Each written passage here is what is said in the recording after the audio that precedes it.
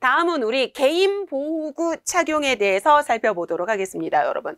그러면 우리가 마스크를 착용해서 코랑 입을 보호해 주는 건데 이렇게 생각을 하시면 돼요, 여러분.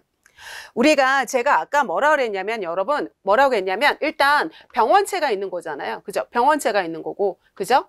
그럼 이 병원체가 있는 거고, 병원체가 살고 있는 집인 병원소가 있는 거죠. 그죠? 그 다음에 얘가 탈출을 하는 거예요. 탈출을 하고, 앞에 있는 사람한테 전파를 하고요. 그죠? 그리고 그 안으로 들어가는 침입을 하게 되는 거고요. 그 다음에 면역력이 떨어진 대상자한테 감염을 일으킨다고 생각을 하시면 되거든요.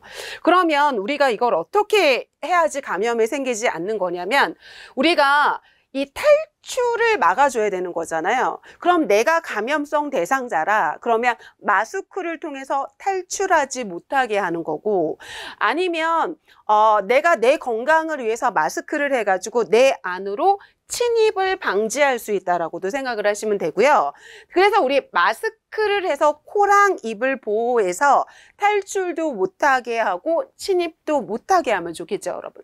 다음에 우리가 보안경 같은 거를 써서 혈액이나 체액이 튈 우려가 있을 때 눈을 보호해주는 역할을 하는 거고요. 다음에 이 얼굴 전체를 다 가리는 안면 보호구가 있거든요. 그럼 이 안면 보호구를 하면 눈도 코도 입도 다 보호해 준다고 생각하시면 되고요. 다음에 우리가 일회용 반수성 가운을 통해서 피부와 옷을 보호해 주기도 하는데요.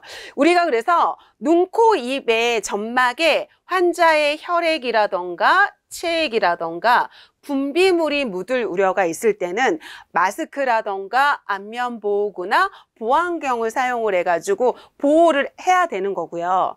다음에 우리가 혈액이나 환자 피부와 접촉하기 전에 장갑을 착용해서 보호해 주는 것도 좋은 방법이고요. 다음에 우리가 혈액이나 체액 분비물 배설물이 접촉될 때 특히 감염이 우려되는 대상자라고 하면 일회용 방수성 가운을 사용을 해서 우리 몸을 보호해야 된다고 생각하시면 되겠습니다. 그래서 여러분, 우리가 간단하게 여태까지 뭐를 봤냐면 감염 예방 관리에 대해서 살펴봤는데요. 여러분들이 감염 관리에서 제일 중요한 건 손 씻기를 자주 한다는 건데, 그래서 우리가 환자를 접촉하기 전에, 접촉하고 난 다음에도, 그리고 우리 약물 관리할 때도 약물을 만지기 전에는 항상 손 씻기부터 한다 그랬잖아요. 그러니까 우리가 손 씻기를 조금 자주 해서 대상자를 위해서도 나를 위해서도 우리가 손 씻기를 완벽하게 해야 되는 거고, 그 6단계 과정을 거쳐가지고 내 손에 있는 균을 완전히 없애야 되는 거고요.